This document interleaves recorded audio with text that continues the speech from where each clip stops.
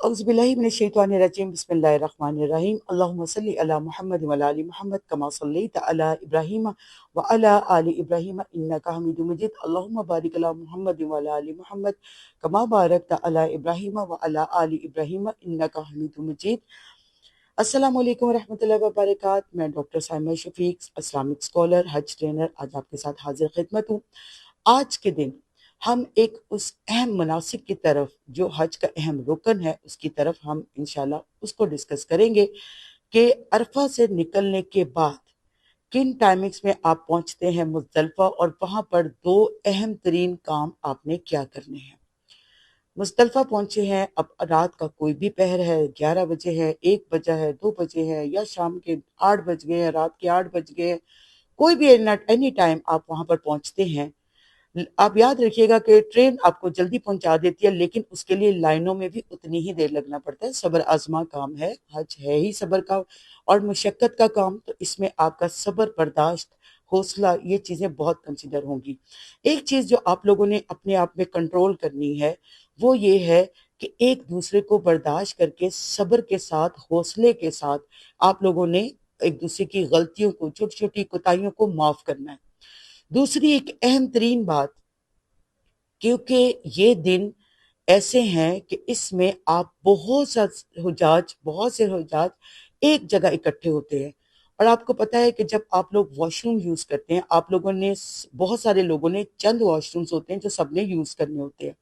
इसकी एक अखलाकी तरतीब ये होनी चाहिए कि जो भी वॉशरूम इस्तेमाल करे वो इतना अच्छे से उसको इस्तेमाल करके अपना वॉश करके निकले ताकि दूसरे को मसला ना हो। और अब आप लोग जब मुज़दलिफा पहुंचेंगे तो मुज़दलिफा पहुंचकर आप लोगों ने किसी ऐसी जगह की तलाश करनी है जो कि वॉशरूम से ना बहुत ज्यादा करीब हो ना बहुत ज्यादा दूर हो। उसमें आप क्या करेंगे कि अगर, क्योंकि गर्मी की शिद्दत है, अगर आपको कुछ कर्टन्स के कुछ ऐसे गत्ते या कुछ भी ऐसी चीज मिल जाती है, कोई हार्ड चीज मिल जाती है, तो वो उसको आप जमीन पे बिछा लें। उसके बाद आपने उसके ऊपर चटाई बिछाएं और चटाई बिछाने के बाद आप लोग वहां पे अपने तकिया, चादर वगैरह ये रखें। और उसके बाद सब वजू करने के बाद पहला काम आप लोगों ने ये करना है कि आपने मगरिब और इशा यहाँ पर इकट्ठी अदा करनी है और कसर अदा करनी है। इसके बाद जो दूसरा अहम काम है वो ये है कि आप लोगों ने कंकरियां चुननी है।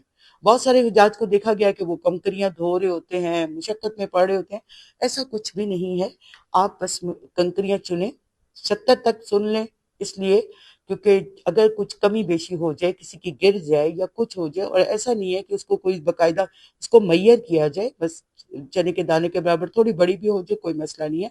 और उसको जो पानी की बोतल आपके पास खाली मौजूद है, आप उसमें उसको कर लें। और एक बात याद रखिएगा कि बास हुज्जाज इकराम को देखा गया है, उन्होंने इतनी भारी भरकम पानी की बोतलें उठाई होती हैं जिसकी वजह से उनके कंधे दर्द होते हैं। तो मैं ये रिकमेंड करूंगी कि आप लोग पानी की बोतलें ना उठाएं, जगह जगह वहां पानी मिलता है और पानी को आप उस तरह इस्तेमाल कर सकते हैं।